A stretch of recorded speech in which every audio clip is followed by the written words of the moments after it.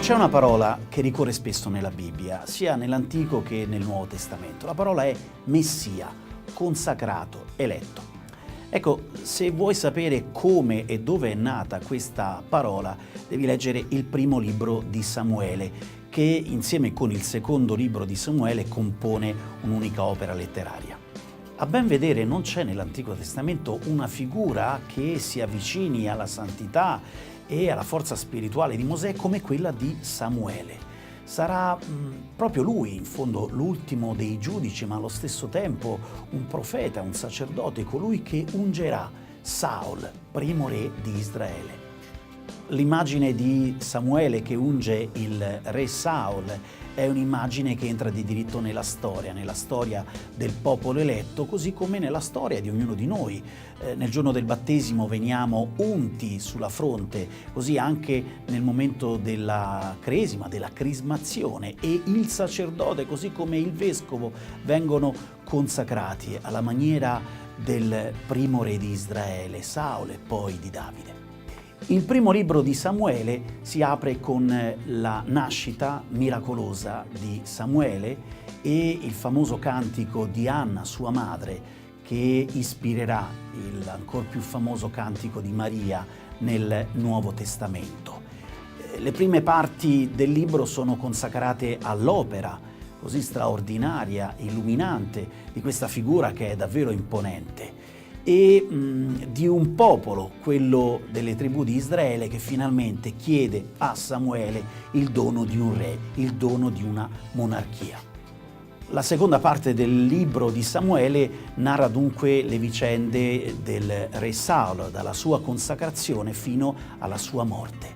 Saul, suo figlio Gionata, e l'altra figura che è al centro di questo libro, che è quella del giovinetto che vedete dietro le mie spalle, del piccolo pastorello Davide, che diventerà il grande re Davide.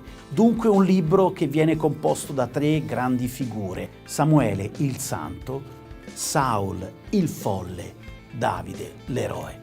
E se nella prima parte appunto la santità di Samuele che unge così come il popolo richiede, contro sua stessa voglia, e profetizzando che da questa monarchia saranno davvero tante le conseguenze negative che il popolo potrebbe pagare, ecco subito che questa triste profezia sembra avverarsi nella prima monarchia, quella di Saul, il quale dopo la consacrazione immediatamente incappa di una serie di errori e di peccati che tolgono a lui il favore e la grazia del Signore.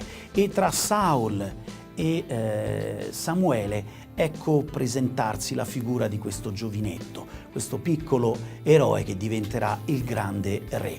La seconda parte del libro si regge tutta sulla tensione drammatica e spirituale che c'è tra la follia di Saul, che in preda alla propria gelosia cerca in ogni modo di uccidere Davide, e Davide che avrà per ben 2 volte la possibilità di uccidere il proprio re e non lo farà.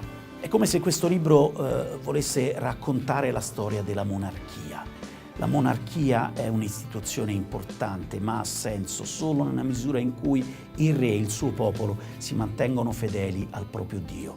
Ciò che Saul non farà e che invece Davide, nonostante i suoi molti peccati, riuscirà a compiere nella sua vita. La Bibbia è un libro umano, vorrei dire un libro umanista, perché in fondo ci parla di Dio attraverso gli uomini, attraverso umanità come quelle di questo libro. Se l'umanità di Samuele viene come innalzata e celebrata, quella drammatica che si conclude su una lancia in un campo di battaglia, quella di Saul e di Gionata, viene celebrata, viene stigmatizzata, ma allo stesso tempo compresa. E in fondo anche l'umanità così celebrata, quella del grande re Davide, non viene mai minimizzata, nelle sue colpe e nei suoi errori, perché al centro della scena non può che esserci la gloria di Dio, quella gloria da cui dipende il destino di ogni uomo e il destino di un'intera nazione. E il Dio che se ne ricava non può che essere un Dio umano, molto umano, quel Dio che sceglie Saul attraverso Samuele e che allo stesso Samuele pronuncerà queste parole. Mi pento di aver fatto regnare Saul, perché si è allontanato da me e non ha rispettato la mia parola. L'ira divina che incombe su Saul e che Samuele gli manifesta è terribile e verrebbe voglia di implorare pietà. Eppure il testo biblico non se ne cura, perché ha premura e necessità di affermare come tutto il potere che è nelle mani del re, di un uomo solo, proviene da Dio e a Dio deve essere dedicato e consacrato. O se volete in termini moderni, da grandi poteri derivano grandi responsabilità.